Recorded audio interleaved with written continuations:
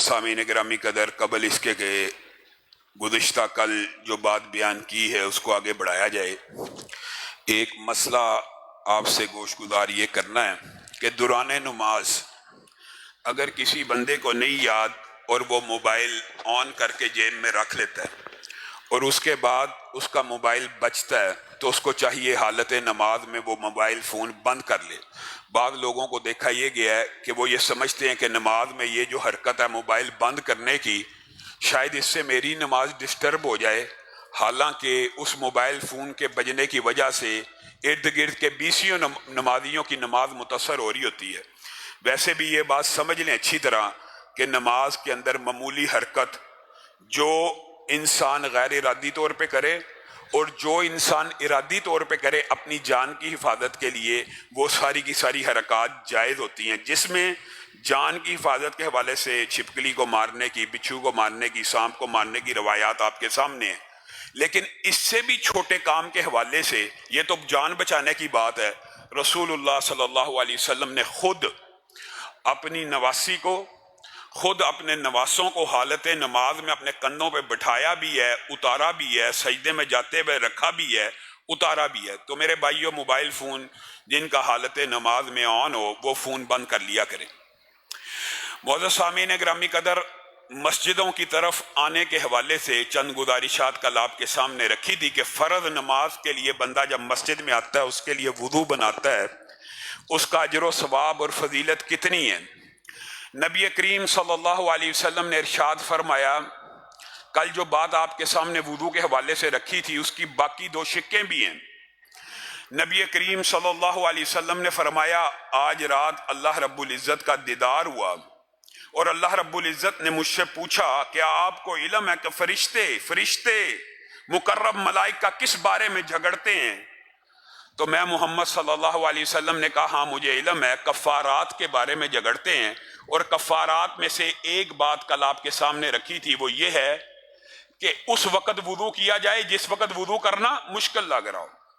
دوسری بات، کفارات کیا ہیں؟ با وضو ہو کر مسجدوں کی طرف با جماعت نماز کے لیے چل کے آنا، اس بارے میں فرشتے آپس میں جھگڑا کرتے ہیں کہ میں نے اس بندے کا اجر و ثواب لکھنا ہے۔ دوسرا کہتا ہے نہیں میں لکھوں گا، تیسرا کہتا ہے نہیں میں لکھوں گا۔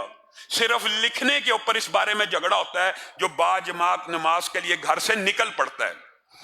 نبی کریم صلی اللہ علیہ وسلم کی یہ جو حدیثیں ہیں ذمے کی اور ضمانت کی، ذمہ اور ضمانت دونوں چیزوں میں کچھ فرق ہوتا ہے۔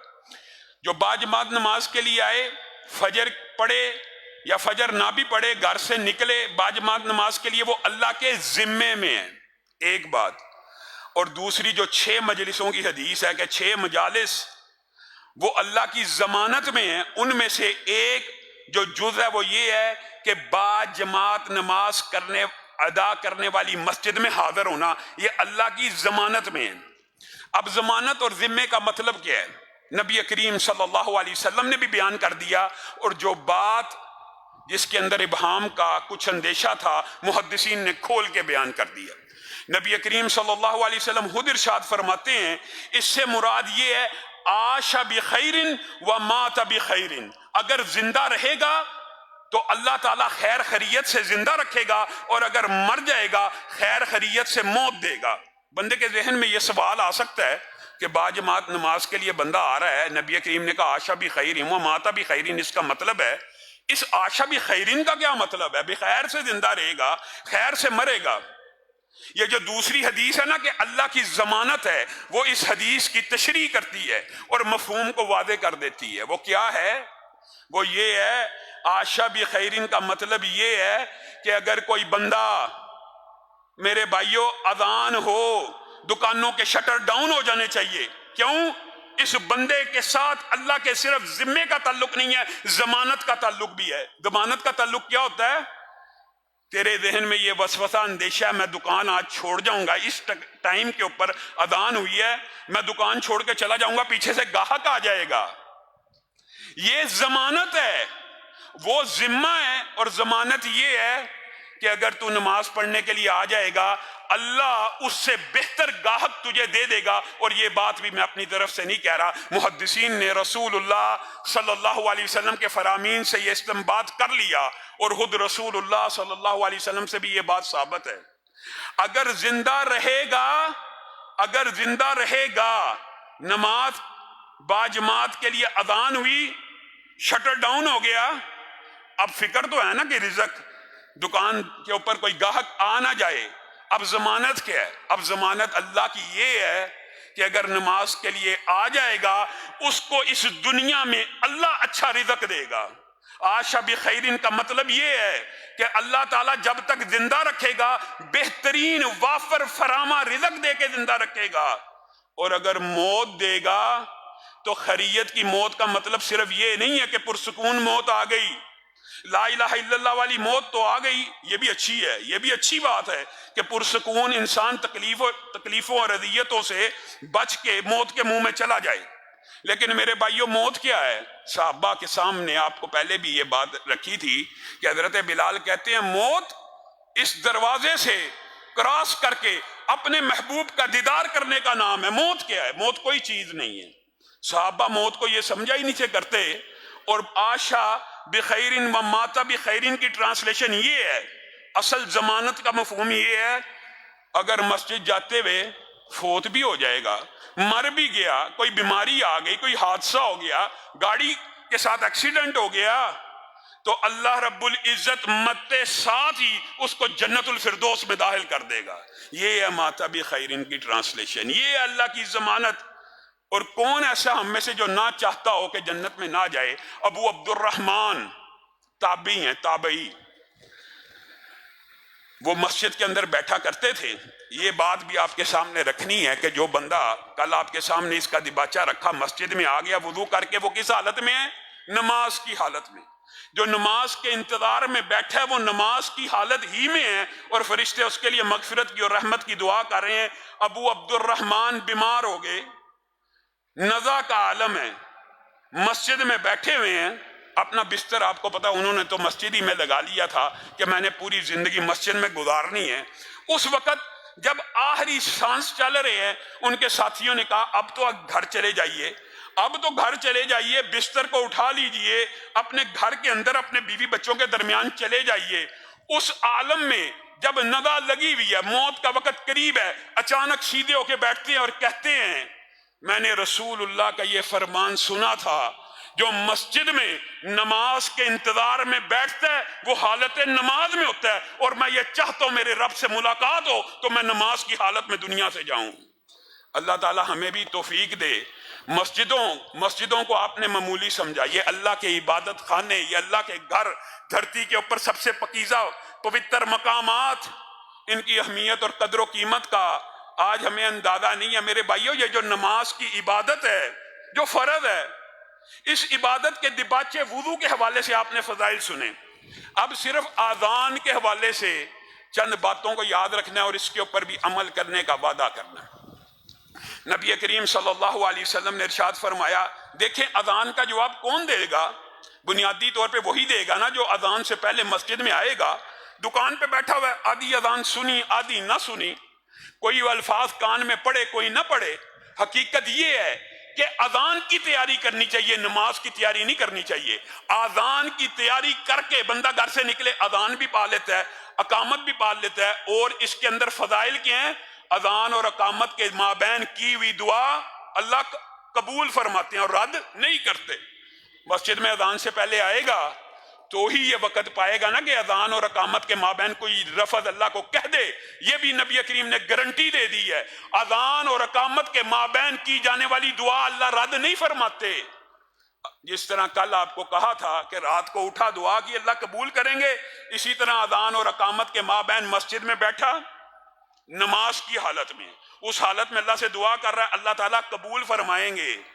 اور پھر اسی پر بس ہے، اگر اذان کی تیاری کر کے گھر سے نکل آیا ہے، وضو کر کے پوری اذان کا جواب دیا. اذان کا جواب اللہ کا شکر ہے مسلمان دیتے ہیں. جو مؤذن کہے وہی بندہ دہرائے، جو مؤذن کہہ رہا ہے آپ نے وہی دہرانا ہے. لیکن جب حیا علی الصلاۃ و حیا علی الفلاح پہ پہنچے گا آپ نے کیا کہنا ہے؟ لا حول वला कुव्वता इल्ला बिल्लाह।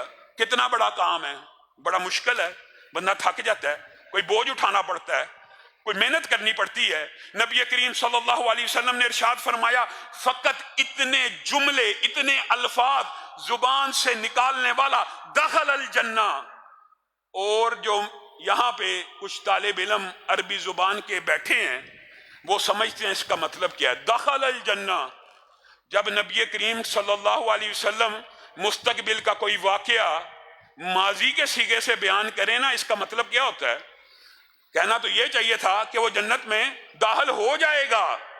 कहा क्या दाखिल अल जन्ना, वो जन्नत में दाखिल हो चुका है।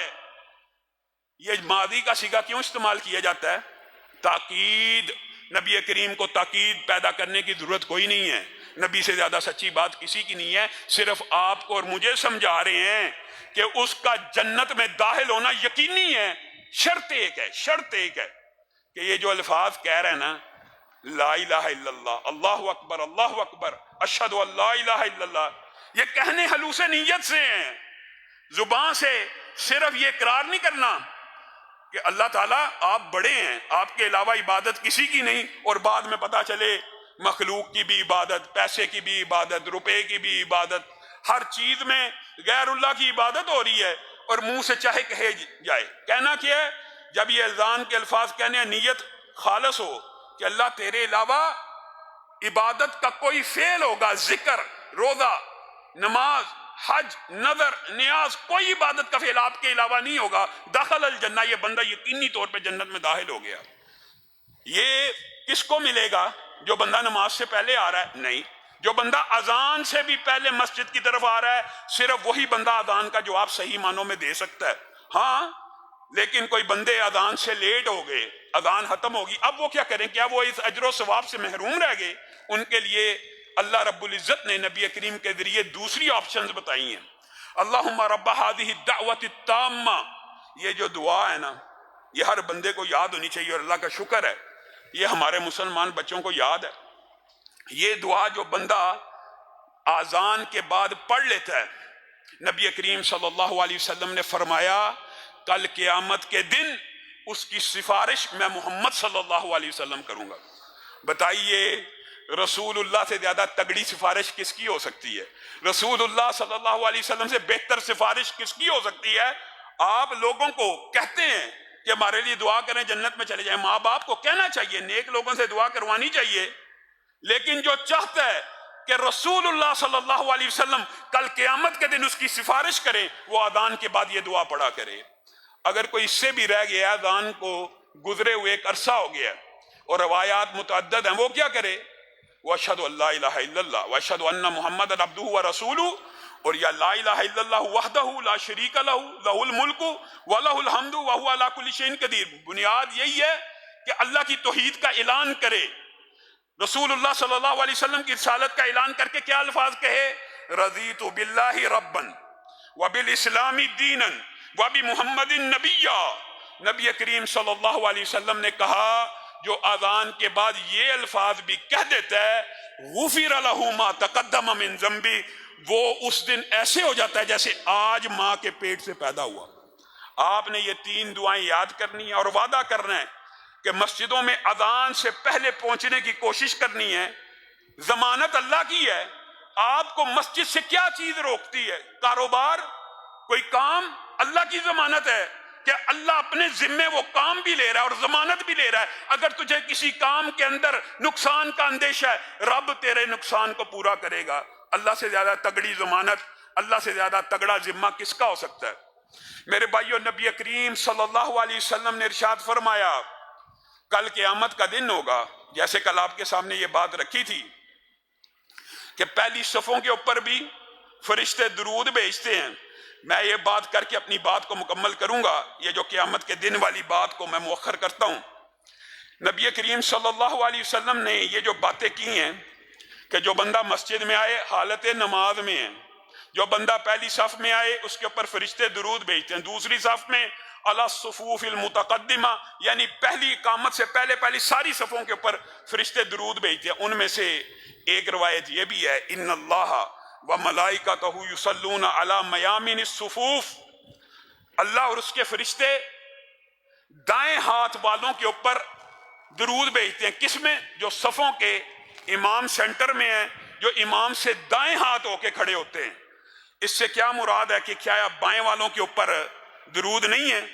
بائیں والوں کے اوپر بھی ہے، لیکن دائیں والوں سے ابتدا کرنے کا مطلب جب اللہ اور رسول اللہ کسی بات کو کہہ دیں ابتدا وہاں سے ہو رہی ہے تو یہ بات سمجھ آتی ہے کہ صفوں کو دائیں جانب سے پہلے مکمل کرنا چاہیے، اور بائیں جانب والوں کو وہ اجر و ثواب مل جائے گا.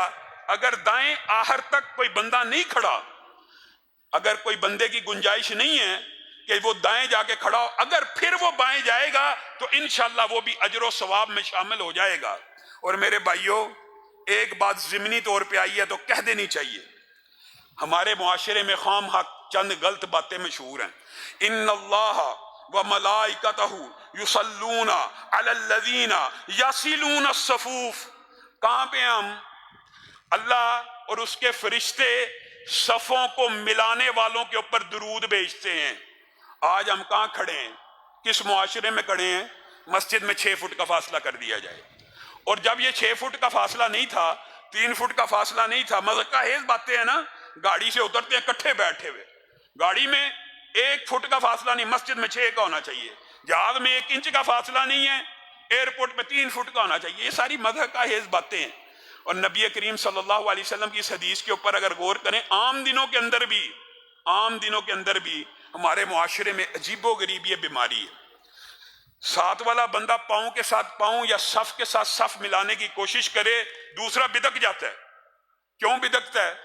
نبی کریم صلی اللہ علیہ وسلم نے یہ بھی فرما دیا، میں تمہیں، میرا چہرہ تو قبلہ رو ہوتا ہے لیکن میں تمہیں دیکھ رہا ہوتا ہوں. اب منکرین حدیث کا چیپٹر شروع ہوتا ہے. منکرین حدیث کو یہ حدیثیں سمجھ نہیں آتی. خود موٹر سائیکل پہ بیٹھے ہوں گے، گاڑی پہ بیٹھے ہوں گے، بیک ویو کا مرر لگا ہوگا، یہ دیکھ سکتے ہیں. اور اللہ کے رسول کو اللہ تعالیٰ نے یہ صلاحیت دی ہے کہ وہ پیچھے دیکھیں، یہ ان کو سمجھ نہیں آنا. اور عجیب بات یہ ہے کہ جس چیز کا حدیث سے انکار کرتے ہیں نا، وہ چیز قرآن میں اللہ تعالیٰ نے اسی حوالے سے کسی نہ کسی طور پہ ڈالی ہوتی ہے. انشاءاللہ کبھی وقت آیا یہ بات بھی مکمل کریں گے. میرے بھائیوں، صفوں کو کیوں نہیں ملانا؟ یہ کس امام کا فتویٰ ہے؟ یہ کچھ باتیں غلط العام ہیں.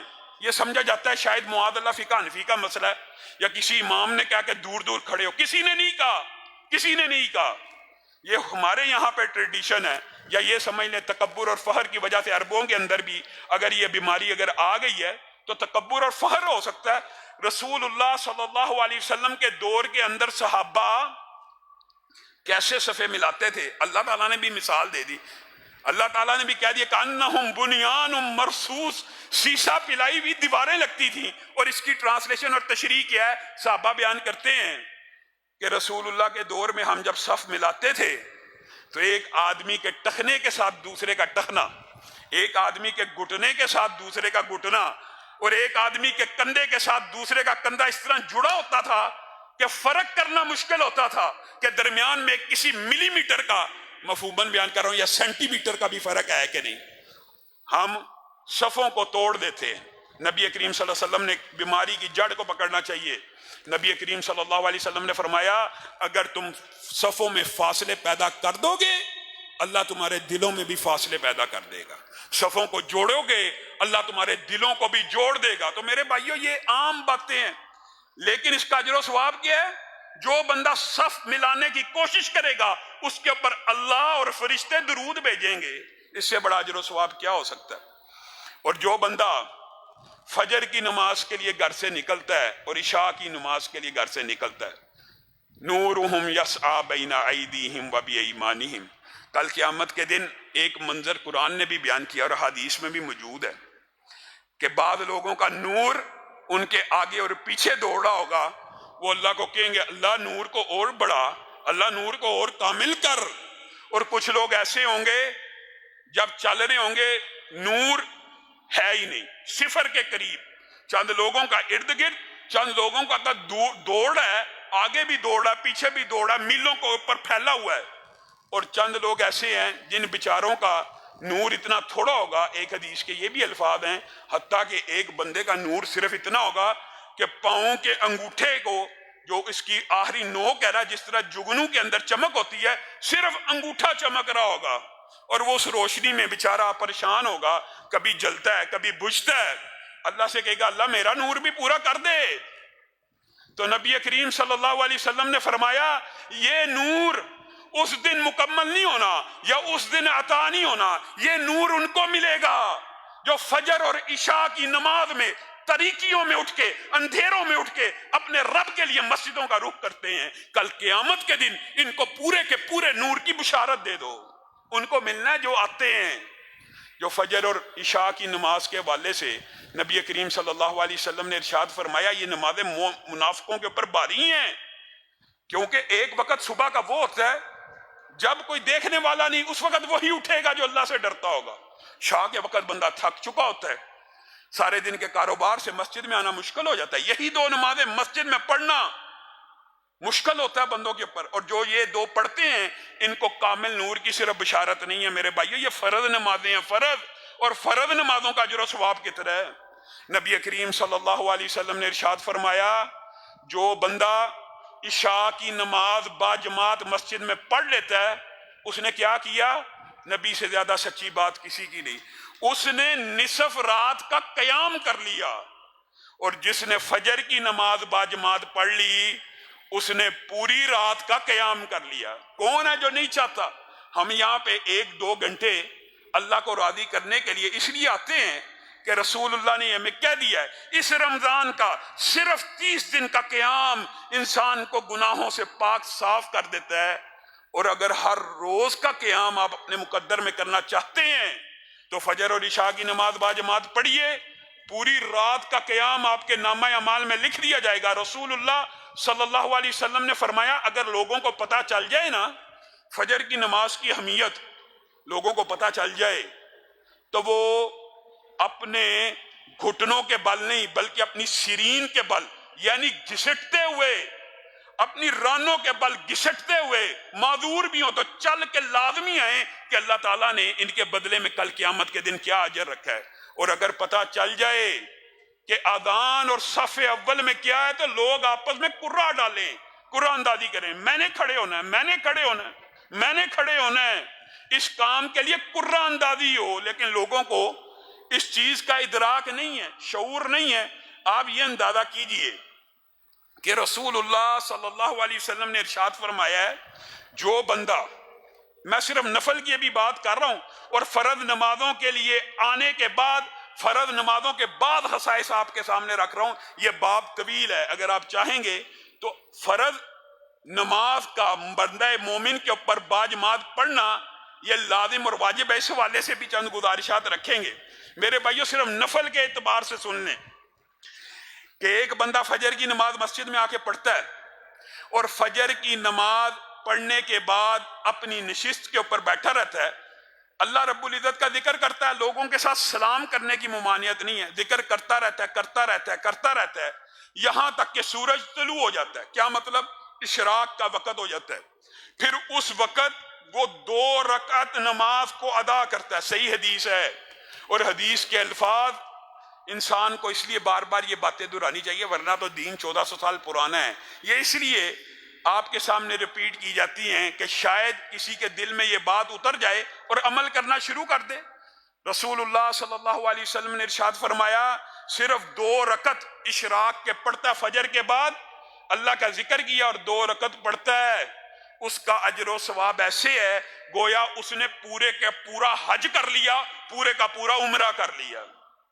اب حج کرنا کتنا لمبا کام ہے اور عمرہ کرنا کتنا طویل کام ہے، یہاں سے جائیں کتنا لمبا کام ہے، مسجد کے اندر 1 گھنٹہ بیٹھ جائیں، 2 رکعت پڑھ لیں، وہ لمبے کام کے بدلے میں پورے کا پورا اجر ملے گا۔ اور تامہ کا جو لفظ ہے نا، اس لیے رسول اللہ نے بولا کہ یہ نہ سمجھا جائے کہ صرف فضیلت ویسی ہے، اجر و ثواب ویسا ہے، مکمل عمرے کا ثواب، مکمل حج کا ثواب بندہ مومن کی قسمت کے اندر لکھ دیا جائے گا، نامہ اعمال میں لکھ دیا جائے گا۔ میرے بھائیو، نبی کریم صلی اللہ علیہ وسلم کی مسجد کے قریب ایک گھرانہ رہتا تھا، یہ بات کر کے اپنی بات کو ختم کروں گا، صبح جمعہ ہے، آپ سب نے اس میں بھی آنا ہے، اور جو یہ پروگرام دروس کے، تراویح کے، فجر کی نماز کے بعد کے چل رہے ہیں ان میں بھی لوگوں کو ترغیب دیں، آئیں کوئی چیز سیکھ جائیں، ان میں لوگوں ہی کا فائدہ ہے۔ نبی کریم کے پاس ایک کنبہ رہتا تھا، قبیلہ بنو سلمہ، رسول اللہ صلی اللہ علیہ وسلم کی مسجد سے محبت کرنے والا تھا، پیار کرنے والا تھا، تو اپنی جگہ بیچ کر مسجد النبوی کے قریب شفٹ ہونا چاہا۔ تو رسول اللہ صلی اللہ علیہ وسلم نے کیا کہا؟ دیارکم دیارکم تکتب آثارکم، اپنے گھروں میں قرار پکڑو، ان جگہوں کو نہ بیچنا، جتنی دور سے آؤ گے اتنے قدموں کا اجر و ثواب لکھا جائے گا۔ مسجد کے قریب گھر لینا چاہیے، اس میں چمبے کی بات نہیں ہے، جو کمزور ایمان کا ہے، لیکن بنو سلمہ کو رسول اللہ یہ نصیحت کر رہے ہیں کہ اپنے گھروں کو وہیں پہ رہنے دو، جگہ بیچ کے مسجد النبوی کے قریب مت آنا، جتنی دور سے آؤ گے اتنے قدم لکھے جائیں گے۔ ایک صحابی نبی کریم صلی اللہ علیہ وسلم کے پاس آگے اور آگے کہنے لگے، اللہ کے رسول میں بھی چاہتا ہوں کہ گھر دور ہو، آتے وقت بھی قدم لکھے جائیں اور جاتے وقت بھی لکھے جائیں۔ اب رسول اللہ نے ابھی تک یہ تو نہیں تھا کہا کہ جاتے وقت بھی لکھے جاتے ہیں، لیکن رسول اللہ صلی اللہ علیہ وسلم نے اس کی بات سنی اور مسکرانا شروع ہو گئے اور کہنے لگے، جس چیز کی تو نے تمنا کی ہے اللہ رب العزت نے اس کو قبول کر لیا ہے۔ اب قدم صرف آنے کے نہیں لکھے جائیں گے، جانے کے بھی لکھے جائیں گے، اور پوری امت کے اوپر آسانی ہو گئی کہ صرف آنے کے قدم نہیں لکھے جاتے بلکہ جانے کے قدم بھی لکھے جاتے ہیں۔ اسی حوالے سے چند گزارشات کو آئندہ آنے والے دروس کے اندر بھی پیش کیا جائے گا۔ سبحان ربک رب العزت عما یصفون وسلام علی المرسلین والحمد للہ رب العالمین۔